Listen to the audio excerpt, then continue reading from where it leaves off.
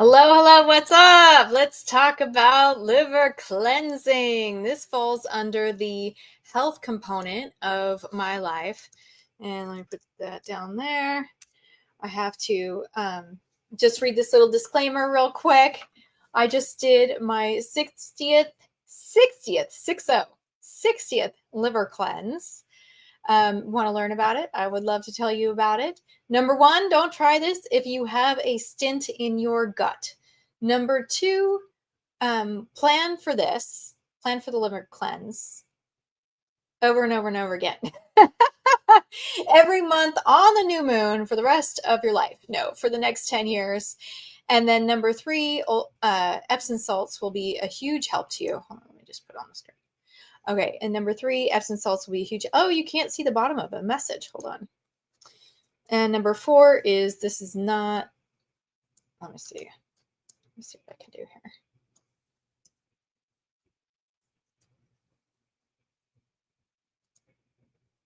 I wonder if this is going to show up.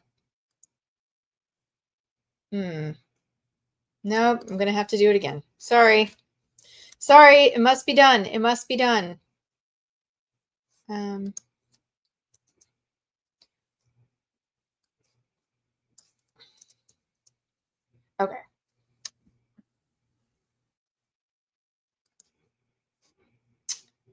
Boy, this is a mess. Sorry about the comments being such a mess. Okay, number one is I just did my 60th liver cleanse. Number two is you should plan to do your liver cleanse every month on the new moon for like 10 years.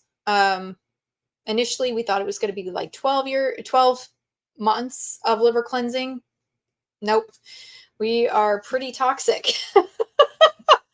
So the liver cleanse keeps going. Number three would be Epsom salts can help stop a gallbladder attack. This is really, really valuable advice. I just saved you literally thousands of dollars. And by doing liver cleansing, I just saved you hundreds of thousands of dollars and a whole lot of heartache. And then lastly, legal disclaimer, I am not a doctor. This is not intended as medical advice. Consult your healthcare professional before doing a liver cleanse. Okay, so liver cleansing. Woo! All right, so how do we get into this and why did we decide to do this? So my husband, our oldest son, who's 23, and myself. So my husband's 52. I'm 46 and my son is 20. Our son is 23. And when our son was 17 and a half, back right before COVID, he had a massive gallbladder attack. And the first place we went to was a Ready Care emergency clinic. And they were like, we have no idea what's going on. And the doctor that examined him, I said, if he was your son, what would you do for him since you don't know what's wrong? And he said, I would take him to full-blown ER. So we went to another ER, and my son is just writhing in pain. It was so sad. And that ER was a complete disaster. It was horrible. People were also moaning and crying and like bad things happening there. So we went to a third place, and they were able to get him in. And they were able to do like a full blood panel, and they saw that his liver enzymes were elevated and other stuff. I don't really know all, but when the doctor left the room after saying the only thing he could do was take out my son's gallbladder, the nurse said, you should just keep it. Find another way. We can't tell you what to do, but we all regret taking out our gallbladders because now we have worse problems and we have just the same pain. So let's talk about what's happening in a gallbladder attack. So let me show you this fun little picture. Ooh, I don't know if you can see it. Oh man, you can barely see it. I'll have to figure out how to share that with you another way. But basically, your liver goes from side to side in your torso, just below your bust and above your belly button. It's diagonal. It's huge. It is the single biggest filter in your body. Your body has a number of different filters, but what's happening in a gallbladder attack is your liver is here and it's got a duct that comes out of it. And your gallbladder sits kind of over to the side. Let me see what. It can sit on your left, I think it's on your left side. And it's kind of like if you were right below the base of your rib cage, it's like in there, a little bit to the left, I think. And what happens is toxins and bile, they get stuck together like a ball. and it sits in your gallbladder. And like the American diet and lifestyle is, it basically makes liver stones for you. So in a healthy body that is operating the way it should, you eat meat, you eat something breadish, you eat some vegetables, you eat some fat all at the same time. And it's like the perfect recipe for your body to be able to digest it, and it's not a problem. Well, what happens is if you eat only meat and fat, it causes a massive bile dump. Well, if the bile can't get out of your gallbladder because there are stones in it, you have unbelievable pain. If you have an elderly relative, or you are elderly and you've ever had hot chicken, you know what I'm talking about. You'll almost immediately have a gallbladder attack. And there might be all these foods that you don't eat anymore because you can't digest them. And you're exactly right, you can't. You've got stones in your gallbladder and you've got stones in your liver. Now, where are the liver stones from? The liver is its own problem. It all goes together. They all work together, and they all secrete bile and stuff like that. Don't ask me exactly the details. But what happens in the liver is that there are all these little tiny, they're almost like veins, except instead of having blood in them, they have little tiny toxins. And those toxins get wrapped in bile or other kinds of matter, and it can turn them green, it can turn them yellow, it can turn them brown, it can turn them black if you've got heavy metals. My mom, when she first did her liver cleansing, her stones were all this weird burnt sienna color, if you have that crayon shade. And it was from antibiotics. She had had intravenous antibiotics, and she had had them for months and months and months when she was very, very sick. And thank God she lived through that. But she had all those antibiotics in her system. And so her bile stone, or her liver stones, when they came out, that's what they look like. It was crazy. Now you might be saying, Katie, I don't believe you. Well, let me just show you a picture. So this is really fun. I just let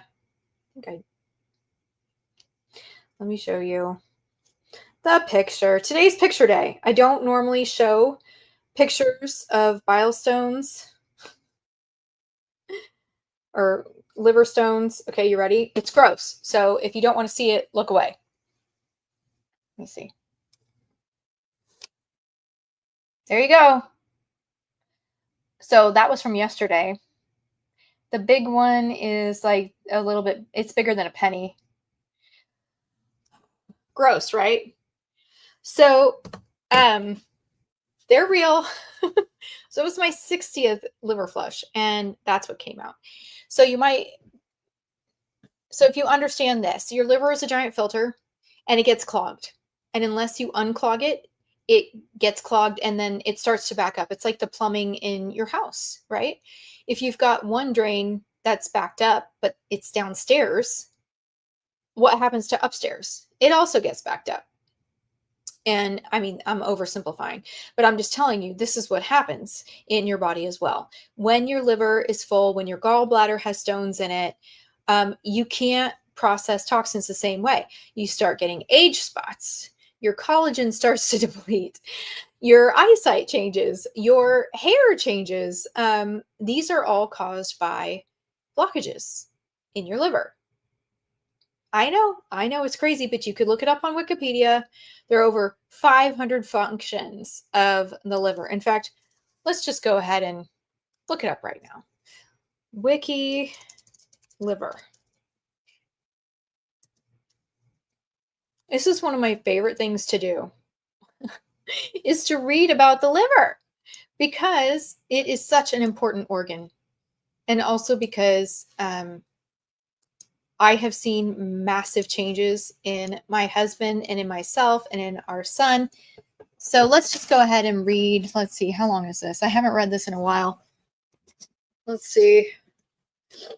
Ew. Kind of gross. I wonder if the biliary tree, like the one my son drew, is on this page. At one point, there was one. Man, that's that's just a left lobe. That's enormous. Ew. Let's see. Ew. I'm not trying to gross you out, but I mean, this is real. Ew. That was liver casserole. Okay. Uh, okay. I'm surprised they don't have a picture of a biliary tree. Let's see.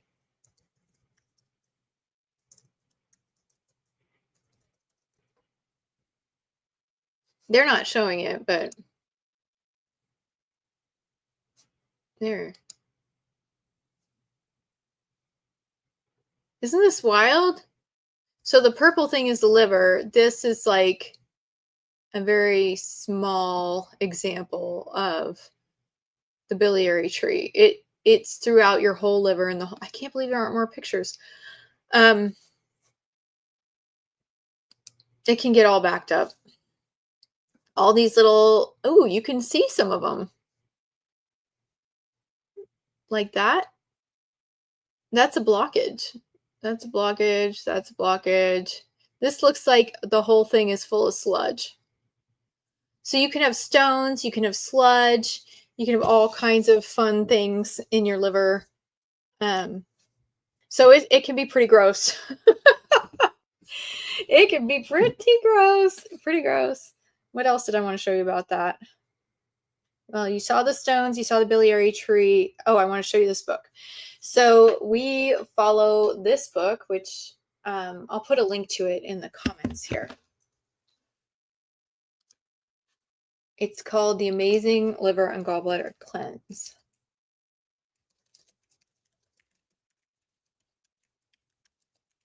And then actually we're going to go back to,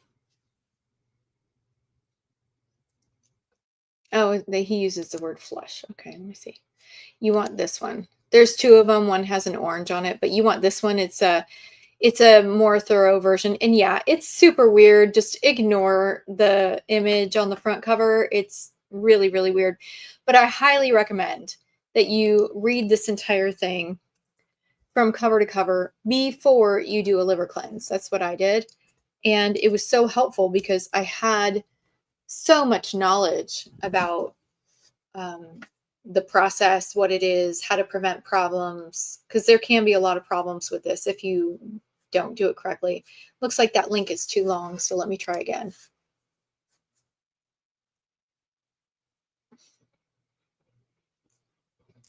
I'm looking for the share link. Where is it? There it is.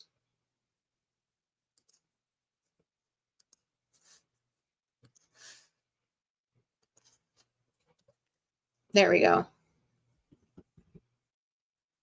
Let's see if I can delete this.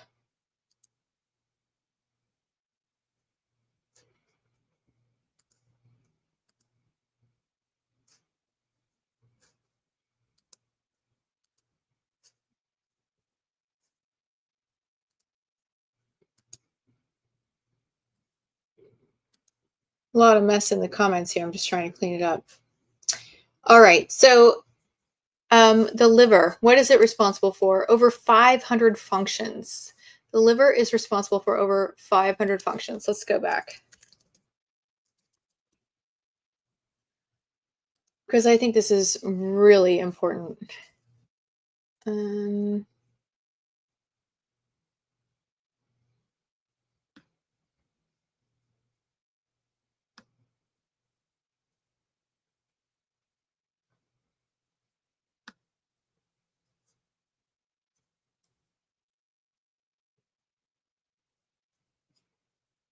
Okay, I don't need to go into all that.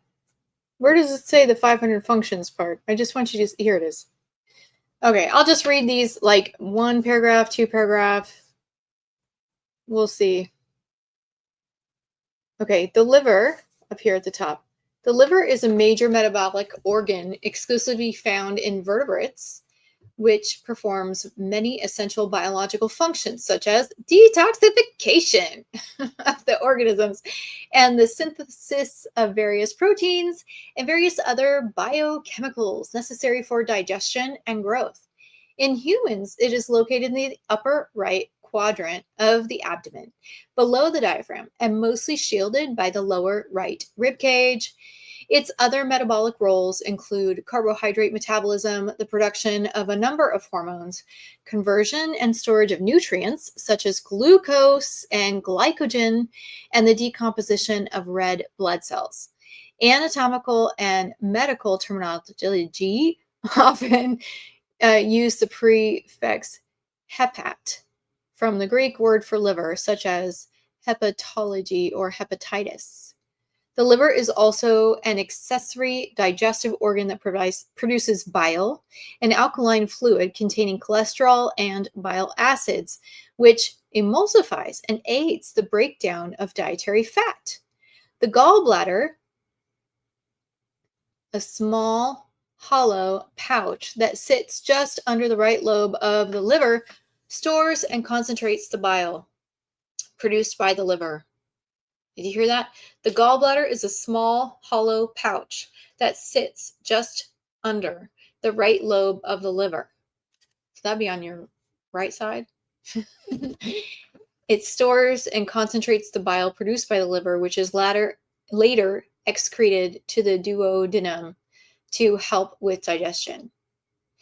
The liver's highly specialized tissue, consisting mostly of hepatocytes, regulates a wide variety of high-volume biochemical reactions, including the synthesis and breakdown of small and complex organic molecules, many of which are necessary for normal, vital functions. Estimates regarding the organ's total number of functions vary, but it is generally cited as being around 500. For this reason, the liver has sometimes been described as the body's chemical factory. I've also heard it described as the body's second brain.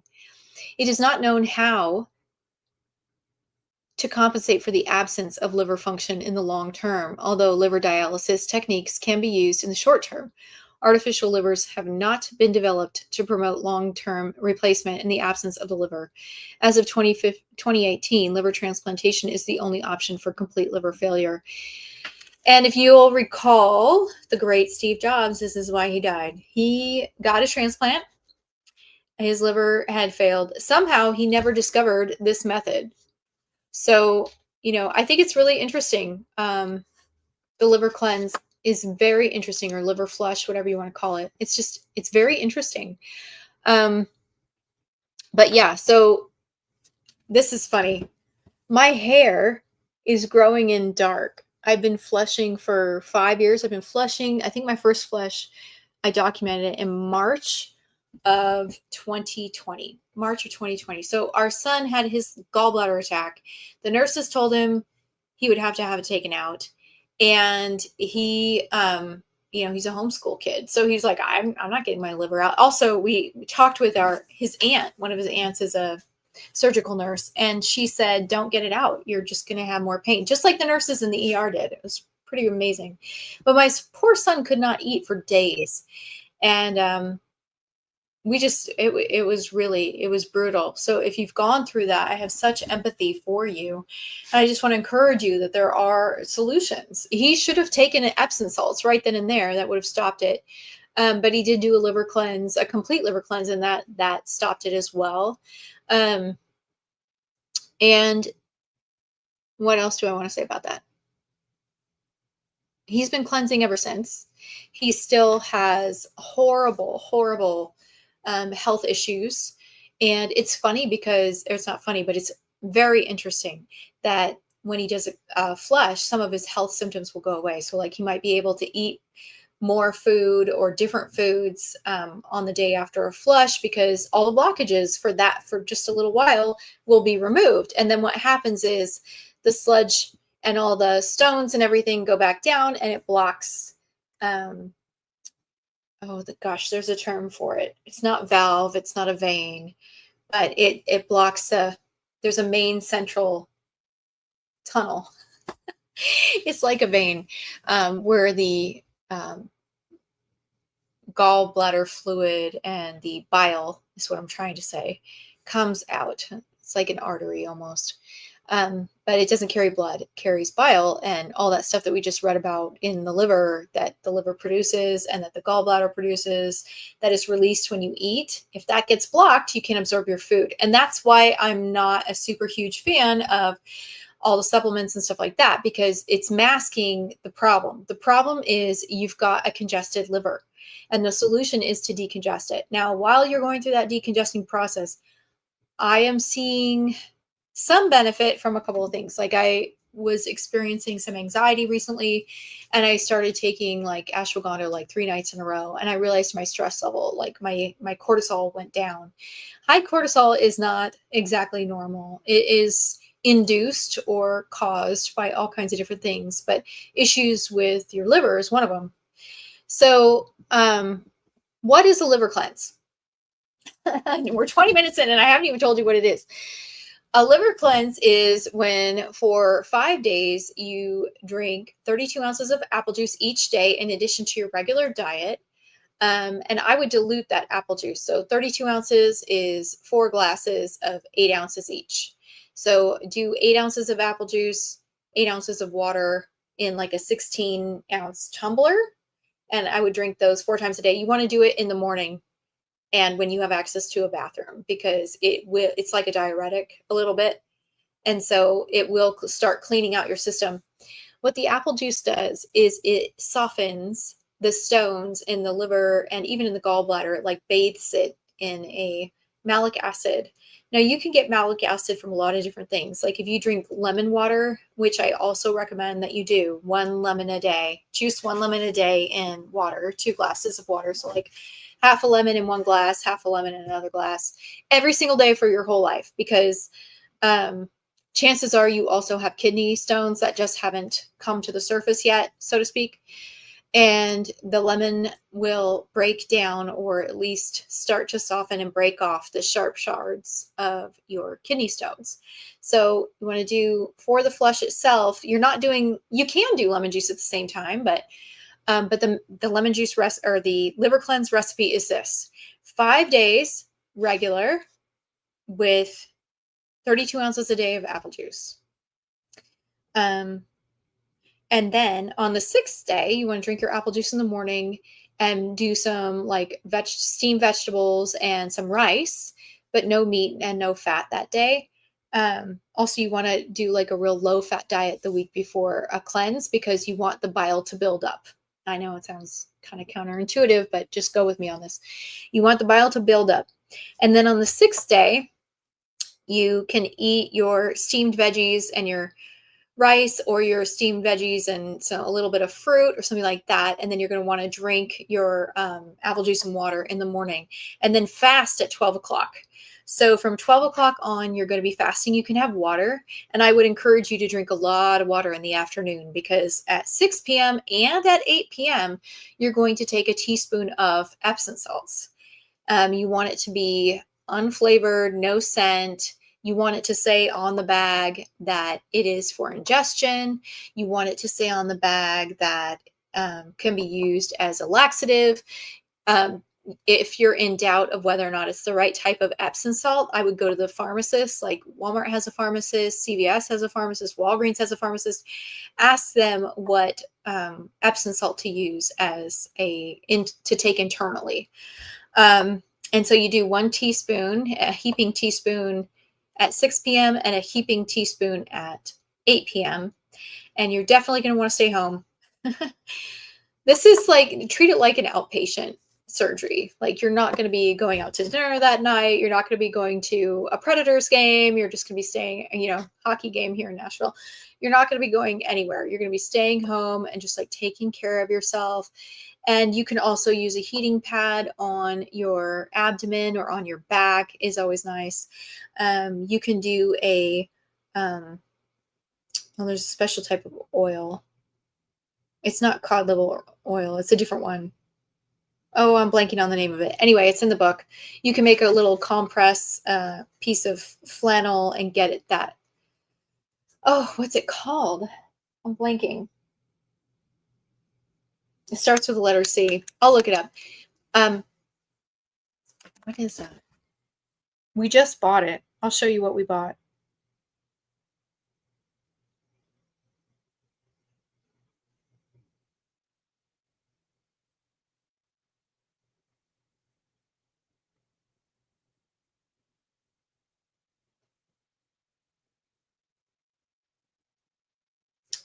Hold on, hold on. Sorry about this.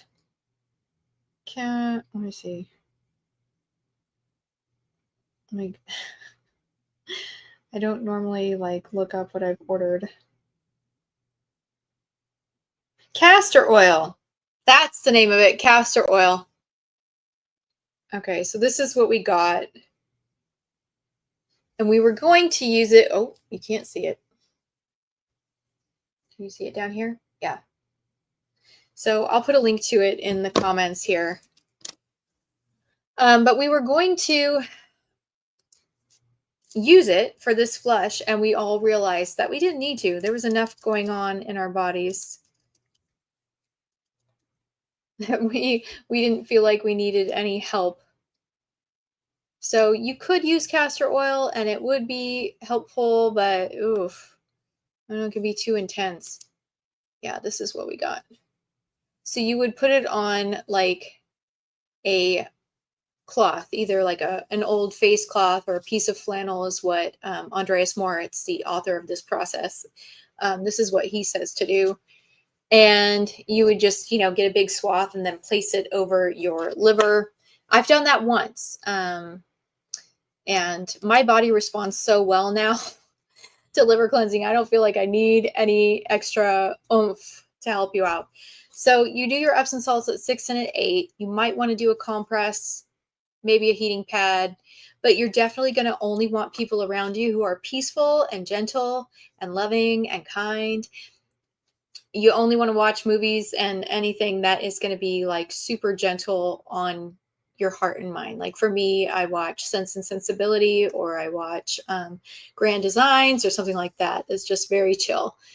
Because at 10 p.m., you're going to use olive oil and grapefruit juice together, and you're going to make a really fun little salad dressing that you drink. So it's not really a salad dressing at all, but with olive oil, you want the extra virgin cold pressed. If you can get it in the kind, like the most expensive kind you can get, whatever that is. I think it's cold press, and there's another name for it when all the olives are like from the same tree or something like that.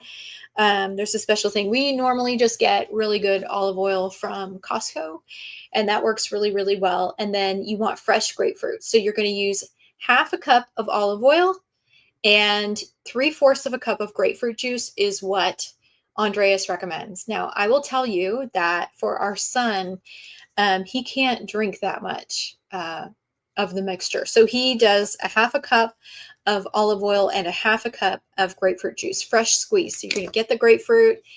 We get that at Costco too. Wash the outside, and then you're going to juice it. And you do this right before you drink it. And you're going to put it in a little jar. So you've got your half a cup of olive oil, half or 3/4 of a cup of grapefruit juice. You put it in a little mason jar with a lid on it, shake it up really, really well. And at 10 o'clock, that's when you drink it. And you need to be ready for bed. So have your comfy pajamas on, have a nice rest. You should just go to bed is what Andreas recommends. But lately we have found that it's just easier, really truly for emotional support if we all just kind of stay in the same room. So we'll stay in the living room and continue watching a movie or a show or whatever. Andreas actually says that the room should be completely black. So if I'm feeling the need for darkness, I'll just like put my blanket over my head, set your clock for 20 minutes, and try not to move at all. You're going to lay down flat for 20 minutes and just let the grapefruit juice and the olive oil do their work. Now we have learned from experience, sometimes we feel like throwing up. So we'll have like a little, clear Tupperware clear Tupperware container that we like line with a trash bag in case we need to throw up. We also use little alcohol wipes from Costco or from any pharmacy. You can get them really cheap. And we'll just smell the alcohol wipes because that will take away the nausea, which is great. And then get ready because things get exciting. By this point, you've probably gone to the bathroom a couple of times already because the Epsom salts will clean you out. And then try to sleep normally through the night, but don't be surprised if you have to get up and down. Don't be surprised if your bum feels like it's on fire. You're going to want to have like the wet wipes, Cottonelles or whatever, Cottonelle wet wipes for your bottom. You want nothing with alcohol, like no cleaning wipes, no antibacterial wipes, just regular plain wipes. And then I've heard, I had somebody who used Desitin because truly the bile acid that was coming out was so painful. They used Desitin on their bottom. Um, so to protect it because it was just so painful. So be prepared for that. If you have like a little bidet or something, that's really helpful, or even just a little bottle of water, you can wash your booty off. And then at 6 a.m., you're going to take 1 heaping teaspoon of Epsom salts again. And then at 8 a.m., another heaping teaspoon. Did I say teaspoon? Yeah, with water. So after that first 20 minutes of olive oil, you can sip some water, you can rinse your mouth with water, but you want to stay laying down flat as long as you can through the night. And I'm at the point where now when I do a flush, I start getting stones out before midnight. It used to never happen that way. It used to be sometimes not until noon the next day before I started getting stones out. But it's pretty amazing. You're going to want to document it. There are some things that I wished I had done along the way. And one of them is I wish I had written down how I felt physically and emotionally before, during, and after every flush, because it is such an incredible experience. Like this morning, I woke up before my alarm. I haven't done that in weeks. Like my health has been really not fun lately. This last year, I just gained a lot of weight. I wasn't able to keep on my flushing schedule because of work, and that was a real problem. Once you start flushing, you want to continue flushing for the rest of your life until they say that you'll know when your liver is empty because you'll have 3 complete flushes with no stones coming out. But if you're like, there's a liver cleanse forum on Facebook, and there are people in that group who've been flushing not quite as long as I have, but I don't know of anybody who's gotten all the stones out. I think because we all have taken so many, pharmaceuticals, and then we have, I'm drinking water from a plastic bottle. I'm sure there's microplastics going in me from that. And then, just everything, stress greatly affects your digestion and your body's ability to filter and produce and all that kind of stuff. It all snowballs. But when you do a liver flush, you'll probably feel a lot of emotions because whatever was happening in your life when the liver stones were created, when they formed, you'll probably feel those emotions. And that is normal. And even leading up to the flush, like with the apple juice, you might start to feel really emotional. You might be angry. You might be angrier than normal. In our culture, we don't know how to process anger in a life-giving way. So exercising, speaking the truth in love, practicing Matthew 18, prayer journaling. And it's funny, my son was telling me that Andreas Morris even recommended like going to a rage room when you're doing a flush. I thought that was interesting, as probably true. You might have dreams that are disturbing, but you've got to think of it like this. You are literally giving your body a way to unclog that liver filter, and whatever toxins are in your liver are better out than in. And it's really interesting because when I first started doing this 5 years ago, I had people write to me and say, "Oh, Katie, be careful." And they're right. You do need to be careful. You should absolutely read the Gallbladder and Liver Cleanse book from cover to cover. Can I show that? You can't see it. You can only see the link. You should absolutely read that from cover to cover. You should know what you're getting yourself into. I highly recommend knowing it. And if you have a stint in your biliary duct, I think that's what it's called, you're going to want that to get that removed because the stones won't be able to come out. Your biliary duct won't be flexible enough. So you want to get that removed, but you can get it removed and you can be well. And I'm just amazed. Like I used to say that gray hair was just hereditary. I've since learned, like, for a fact that it's caused by trauma and emotions from traumatic events. And it's really interesting to me that that's true. And I'm so grateful that I learned that because now when dark hairs grow in, ta-da, I'm like, dude, it's because I'm cleaning out my liver. And that function, the pigment in my hair is coming back because I am cleaning out my liver. Also, when we first started doing this when I was 40, I was experiencing like a lot of foggy brain. So it was great that that has gone away.